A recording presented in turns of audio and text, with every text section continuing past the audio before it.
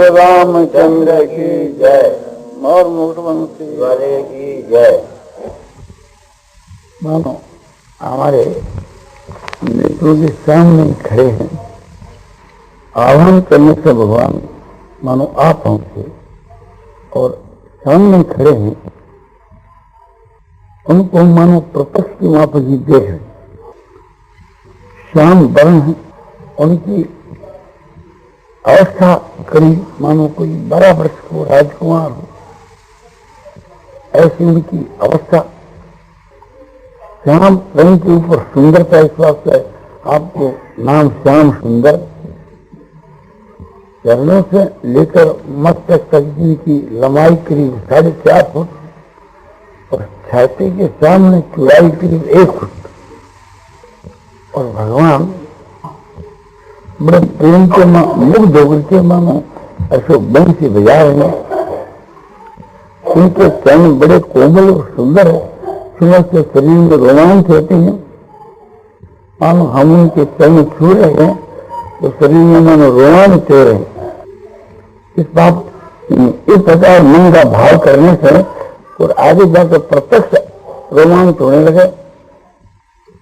जैसे चरण सुन रहे ऐसी उनकी अंगुलियां और अंगुलियों के ऊपर जो नाखून की ज्योति एक अलग ही चमक है, ऐसे उनकी दोनों पिंडी, गोडे और जंघें पीताम्बर पहरे हुए हैं और कागड़ी बांधे हुए हैं। नाभि बहुत ही गौर गंभीर, कमर के पुष्प के वहां पर गौर और उधर पर 3 रेखा है। भगवान के 2 भुजा वो लंबी, गोड़ों तक लंबी, हाथों में दोनों हाथों में अंगूठी पहरे हुए, कड़े पहरे हुए, अंक बांधे हुए और झुगला पहरे हुए, गले के मां अनेक प्रकार की माला से धारण कर रखी है। एक माला नाभि से नीचे तक, दूसरी माला जो है नाभि के ऊपर पुष्पों की माला, बेजन की माला, ये पुष्पों की बनमाला है। और बहुत ही सुंदर गले में मोतियों की माला जिसमें तिरना तुलसी भी है, घूम की और चंद्रहार पहरे हुए हैं, सत्रह जड़ित कंठहार को पहरे हुए हैं। भगवान की छाती चौड़ी है, कंधे से पुष्ट है, गला लंबा है, हाथ ऊपर से मोटे नीचे से पतले, बहुत ही सुंदर। और ठोड़ी बहुत सुंदर है, दोनों ओष्ठ जो है एकदम बहुत ही चमकते हुए लाल मणि की माफक चमकते हैं। मानो होठों के ऊपर अग्रामृत मानो चमकता हो और बंसी बजा रहे हैं, मानो बंसी भगवान के अग्रामृत को पान कर रही हो। दांतों की पंक्ति जैसे कोई मोतियों की पंक्ति हो, ऐसे दांतों की पंक्ति। दोनों कपोलिया में जो गाल है उसमें कुछ गुलाबी रंग की झलक है, हाथों की थैली में कुछ गुलाबी रंग की झलक, और दोनों गाल एकदम खूब सुंदर चिकने चमकीले, और नासिका बहुत ही सुंदर, उसके अग्र भाग के मानो मोती लटकता हो। दोनों कान विशाल है, कानों के मकरा रतन गिड़ सोने के कुंडी रसों पैर रखे हैं। भगवान के दोनों नेत्र बहुत ही सुंदर, कमल के पत्ते की सी आकृति और कमल के पुष्प के माफक खिले हुए। भगवान हंसते हैं तो मुख एकदम खिल जाता है, जैसे गुलाब का पुष्प खिला हुआ हो, ऐसे भगवान का मुख खिला हुआ है और दोनों नेत्र भी ऐसे खिले हुए हैं। उन नेत्रों के बीच के प्रेम भरा हुआ है, सबको प्रेम की दृष्टि से भगवान देख रहे हैं। हम भगवान को मानो देख रहे हैं, भगवान हमारे को देख रहे हैं।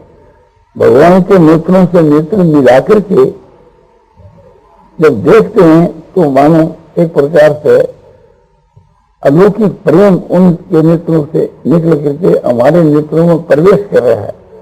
हर बार रोशनी जो भगवान के नेत्रों में वो अलौकिक एक रूप से चमक है और उसमें गुण भरे हुए हैं, अनेक गुण उसके वहां भरे हुए हैं नेत्रों के वहां। समता, शांति, सरलता, प्रेम, भगवान के हृदय के मां अनंत जो गुण भरे हुए हैं वे नेत्रों के ऊपर अपने प्रकाशित हो रहे हैं। पर भगवान नेत्रों के द्वारा विकीर्ण कर रहे हैं। सारे संसार के बीच में उस नेत्रों की वृत्ति से प्रेम विकीर्ण हो रहा है और हम लोग सभी उस प्रेम आनंद के मां एकदम मगन हो रहे हैं। मानो भगवान के नेत्रों को हम देखते रहे।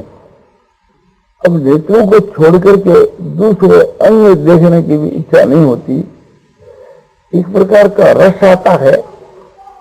भगवान का जो दर्शन है, मुखार बिंद के ऊपर जो दोनों नेत्र मुखार बिंद सहित भगवान के दर्शनों को हम कर रहे हैं, मानो भगवान को नेत्रों के द्वारा पी जाए, यानी अपने नेत्रों में बसा लेना। जैसे गोपियां बसा लिया था भगवान ने, उनके नेत्रों में ऐसे प्रवेश कर गए थे भगवान, जहां उनके नेत्रों की वृत्ति जाती वहीं भगवान कृष्ण दिखा करते थे।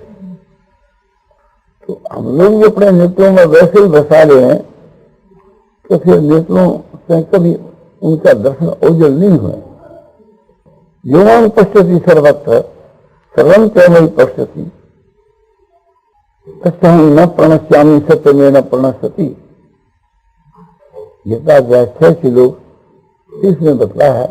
भगवान श्री कृष्ण जी कहते हैं, जो मुझको सब जगह देखता है, जहां उसके नेत्र जाता है वहीं देखता है और सब संसार को मुझ में देखता है, उससे मैं कभी अलग नहीं होता, उसके नेत्रों से कभी ओझल नहीं होता और वो मेरे नेत्रों से कभी ओझल नहीं होता है। मैं उसको देखता रहता हूँ और वो मुझको देखता रहता है। तो नेत्रों से नेत्र मिला करके भगवान का जो दर्शन है अद्भुत है। भगवान में बड़ी भारी आकर्षण शक्ति है, मानो भगवान मुझको अपनी तरफ खींच रहे हैं, मानो नेत्रों के द्वारा मेरे ऊपर जादू का सा काम कर रहे हैं, नेत्रों से मुझको मोहित कर रहे हैं और मैं भी मानो मंत्र मुग्ध सा हो रहा हूं। उनका जो दर्शन है वो रसमय है, प्रेममय है, आनंदमय है, अमृतमय है। उनकी सभी चीज मधुर है, किंतु ये दर्शन एक प्रकार से मधुर से भी परम मधुर, अति मधुर। भगवान की बंसी की धुन मधुर, भगवान की वाणी बहुत ही कोमल और मधुर, वो कानों के लिए अमृत के समान प्यारी, दर्शन जो है तो नेत्रों के लिए अमृत के समान प्रिय। भगवान में जो सुगंधी आ रही है वो नासिका के लिए अमृत के समान प्रिय। भगवान के जो स्पर्श है वो हाथों के लिए अमृत के समान प्रिय। तो भगवान का जो दर्शन, भाषण, स्पर्श, वार्तालाप, चिंतन सभी अलौकिक है। इस प्रकार का भगवान का दर्शन, भाषण, स्पर्श हर व्यक्ति करना चाहिए।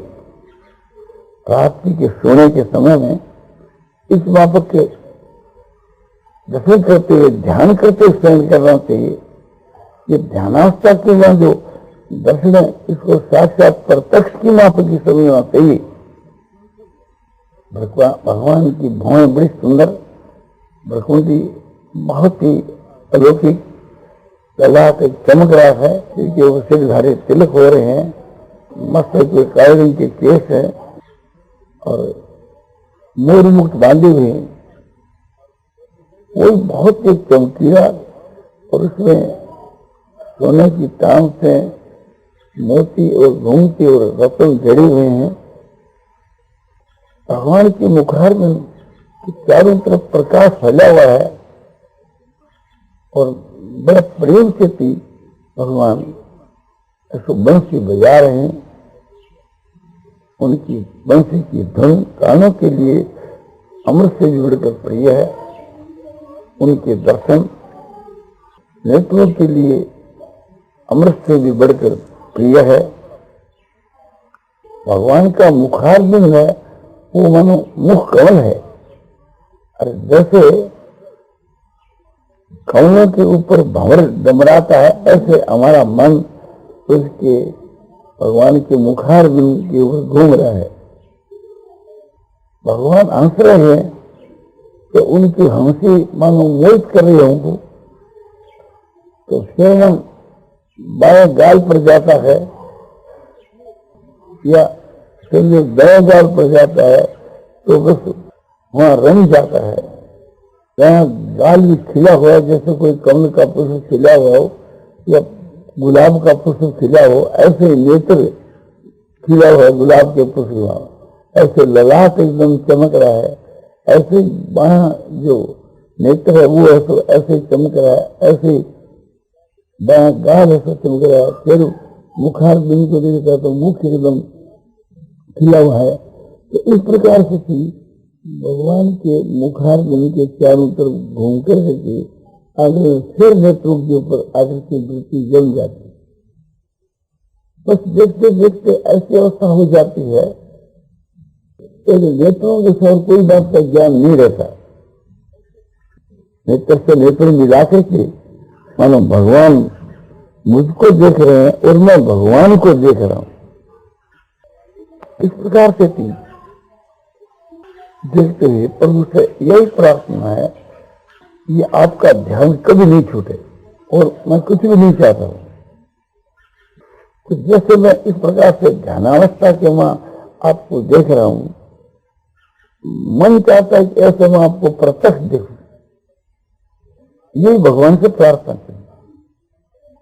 यदि कोई कि तुम पात्र नहीं हो तो पात्र अपात्र को पात्र हूं तो आपका। फिर ये प्रार्थना कि आप तो चाहो जिसको अपात्र को पात्र को भी पात्र बना सकते हैं। हम सुनते हैं कि आपके मन जो अनंत प्रेम है, विशुद्ध प्रेम है, ये हो जाता है तो फिर आप उससे अलग नहीं रह सकते।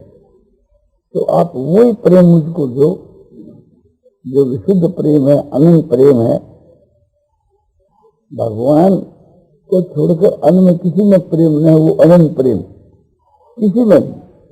कोई भी संसार की वस्तु में प्रेम नहीं है, केवल भगवान के में प्रेम है, वो अनंत प्रेम है। और कोई प्रकार की कामना नहीं हुए, वो विशुद्ध प्रेम। वो आपके कृपा से ही तो है। इस वास्ते और कुछ नहीं तो आप अपने में अनंत प्रेम, विशुद्ध प्रेम दीजिए। ऐसे विशुद्ध और अनंत प्रेम श्रद्धा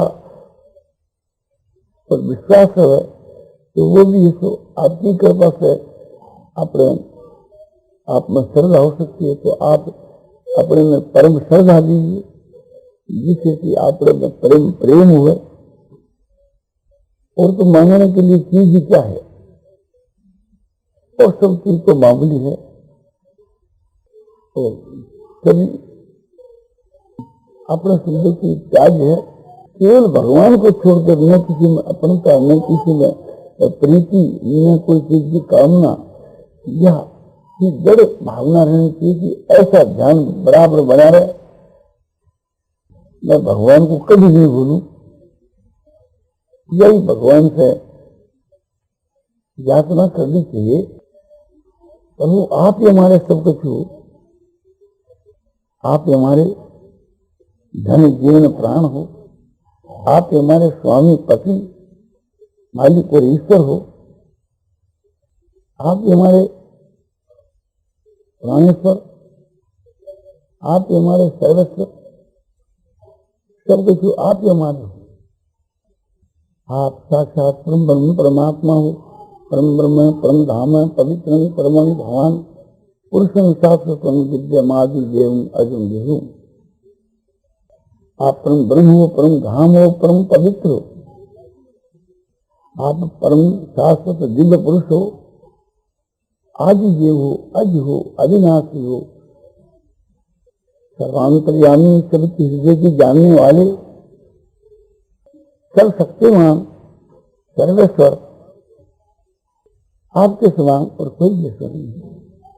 इस प्रकार भगवान का ध्यान करते करते जब मनुष्य संसार का अपने आप का ज्ञान भूल जाता है तो भगवान एकदम प्रत्यक्ष प्रकट हो जाते हैं।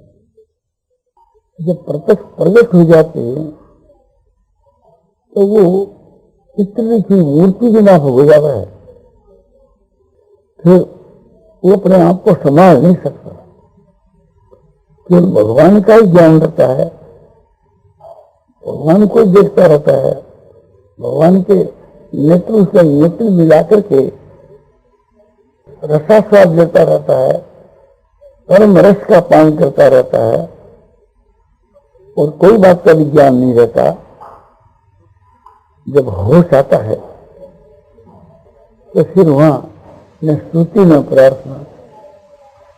जब भगवान को अच्छी प्रकार से जान जाता है फिर स्तुति कौन किसी करे। फिर भगवान और भगत दोनों देखने के दो और वास्तव में एक ही है। प्रेमी, प्रेमास्पद और प्रेम तीनों चीज एक ही है। माने भगवान ही प्रेमी और प्रेमास्पद और प्रेम बने हैं। यज्ञों को कि प्रेम ही तीन रूप में प्रकट हुए हैं। भक्ति जैसे से भगवान प्रेमास्पद और भक्त प्रेमी और प्रेम का नाता, और भगवान की जैसे से भगवान प्रेमास्पद और भक्त प्रेमी और भक्त प्रेम का नाता। तो दोनों की जब एकता अच्छी हो जाती है, यानी जो एकता ही हो जाती है, तो देखने के दूर है, देखने के तीन है। प्रेम, प्रेमास्पद और प्रेमी, इसमें तीन संज्ञा हो जाती है, तो प्रेमी और प्रेमास्पद दो संज्ञा रहती है। वस्तु के बीच में नाम रूप भिन्न भिन्न है और वस्तु से एक ही हो जाते हैं। जैसे सुवर्ण है, उसके बहुत से आभूषण है, उनके नाम रूप भिन्न होते हैं, किंतु वस्तु से सोना ही है। सोना से भिन्न कोई वस्तु नहीं है। तो तीनों जो प्रेम है वही मानो तीन रूप में प्रकट होकर के और भिन्न भिन्न दिख रहा हो। उस वक्त में उस वक्त की सारी चेष्टा भगवान को आह्लादित करने के लिए होती है, जिससे राधिका जी की सारी चेष्टा भगवान श्री कृष्ण को आह्लादित के लिए होती है, और भगवान की सारी चेष्टा आह्लादित शक्ति जो राधिका उसको आह्लादित करने के लिए होती है। इसी प्रकार से उस भक्त की दशा होती है। भक्त की सारी जो चेष्टा भगवान को आह्लादित करने के लिए, भगवान की सारी चेष्टा भक्त को आह्लादित करने के लिए, और भगवान की वो सारी चेष्टा भक्त के लिए भगवान की लीला है, और भक्त की सारी चेष्टा भगवान के लिए भक्त की लीला है। ऐसी अवस्था के बीच में ये विशुद्ध प्रेम है, परम प्रेम है, माधुर्य प्रेम है। ये सब प्रेम से ऊंची स्थिति है। यहाँ समझो कि भय, संकोच, आदर, सत्कार कुछ नहीं रहती। मान प्रतिष्ठा कौन किसकी करे, बस आनंद के वहां ऐसे वो मगन हो जाता है। इसे आनंद में परमात्मा से किसी का भी ज्ञान नहीं रहता। आनंद में जो है ये परमात्मा का निराकार स्वरूप है, और भगवान कृष्ण जी जो सामने विराजमान हो रहे हैं ये भगवान का साकार रूप है। ये आनंद में परमात्मा ही प्रेम के कारण से सगुण साकार रूप में प्रकट होते हैं। हरिव्यापक सर्वत्र समाना, प्रेम के प्रगट हो मैं जाना। देवताओं की सभा में श्री जी ने यह बात की कि हरि शब्द के वहां व्यापक है और प्रेम से प्रकट होते हैं। भगवान खुद कहते हैं जानो एक प्रेम कर नाता, ये एक प्रेम को नातो है। भक्ति प्रिय माधव है, माधव को भक्ति ही सबसे बढ़कर प्यारी है। भगवान जो है भक्ति के प्रेम में डूब जाते हैं। भगवान का मूल है प्रेम। जब भगवान में पूर्ण प्रेम हो जाता है तो वो सब भावों से उड़ जाता है। यहाँ लज्जा मान आदर सत्कार कुछ भी सुनी, फिर भय तो ही किसका? दास भाव के वहां आदर सत्कार भी है, संकोच भी है, मालिक से थोड़ा डरता भी है। सत्य भाव के बीच के वहां कुछ संकोच रहता है। कामता भाव के वहां वो संकोच नहीं रहता। पति पत्नी भाव में वो संकोच नहीं रहता, पर वहां भी आदर सत्कार तो रहता ही है। पत्नी अपने स्वामी का आदर सत्कार करती है तो वहां आदर सत्कार तो रहता ही। पति पत्नी का जो संबंध है और उसमें जो प्रेम है वो देखिए माधुर्य भाव है। और सखी भाव से जो प्रेम है, विशुद्ध भाव से जो प्रेम है, वो परकीय माधुर्य भाव है। और ये जो एकदम परम प्रेम है, विशुद्ध प्रेम, ये तो सबसे ऊपर की चीज है। यहाँ कोई एक जैसी बात नहीं है, इसमें सारे भाव अंतर्गत है। माधुर्य भाव, शांत भाव, वात्सल्य भाव, सत्य भाव, दास भाव, जो पूरी चीज है इसमें सब चीजें आ जाए। इस प्रकार के भगवान के प्रेम के मां ऐसा वो मुग्ध रहता है। यहाँ विद्या, भय, संकोच, मान, बड़ाई, प्रतिष्ठा, उनकी प्रार्थना की कहीं गुंजाइश नहीं। कोई किसका आदर सत्कार करे, कोई किसकी अपने प्रशंसा और कीर्ति करे, तो दोनों जब एक ही हो जाते हैं, नाम रूप ये सो भिन्न है और स्वरूप से एक ही है, या अद्भुत एकता है। जो ज्ञान मार्ग के अद्वैत भाव की एकता वो नहीं, प्रेम भाव। भक्ति के साधन के मां सर्वोप्रिय तो प्रेम है, और वो प्रेम अनंत प्रेम, अनंत प्रेम का जो अनंत भक्ति का जो, और वो प्रेम है सो विशुद्ध प्रेम। ये सब साधुओं का फल है। नवदा जो भक्ति है वो वेदा भक्ति है, दिव्य युगता है, तो साधु काल की है, आरंभ के मां है, उदयावस्था अंतिम है। नवदा भक्ति जो प्रहलाद जी ने अपने पिता हिरण्यकशिपु को कही, भागवत में जिसकी कथा आती है, श्रवणं कीर्तनं विष्णु समणं पाद सेवनम अर्चनं वंदनं दासं सख्यमात्र निवेदनम। भगवान के गुण प्रभाव, तत्व रहस्य, नाम रूप लीला धाम की बातों को सुन करके मुग्ध हो जाना, अपने आप को भुला देना, ये सर्व भक्ति है। सुनने के प्राण हो जाना, जैसे मृग बिना को सुन करके तन्मय हो जाता है, अपना होश नहीं रहता, कि ज्यादा आग उसको पकड़ लेता है, फिर उसको मार डालता है, तो वो परवाह नहीं करता है। वो सुनने में ऐसा मन लगा देता है, अपने आप का ज्ञान नहीं रहता। इसी प्रकार से कि भगवान के गुण प्रभाव तत्व है को सुनकर के ऐसा तन्मय हो जा, प्राण हो जा सुनने के, भगवान के नाम रूप लीला धाम और महिमा आदि के सिवा किसी भी चीज का ज्ञान नहीं है, तो स्वर्ण भक्ति है। केवल स्वर्ण भक्ति से परमात्मा की प्राप्ति हो जाती है।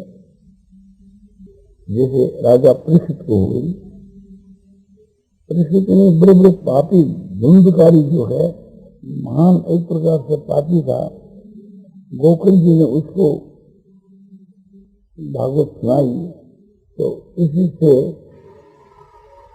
वो मुग्ध हो गया और परम गति को प्राप्त हो गया केवल श्रवण भक्ति से। ऐसे कीर्तन से, भगवान के नाम कीर्तन से भी ऐसी बात है। भगवान का जो नाम है उसके तत्व रस को और गुण प्रभाव को समझ समझ कर करके मनुष्य अपने आप को जब भूल जाता है तो जैसे गौरांग महाप्रभु की स्थिति होगी ऐसी स्थिति हो जाती। तो कीर्तन के द्वारा जैसे नारद जी कीर्तन के आचार्य से वो तो मुक्त ही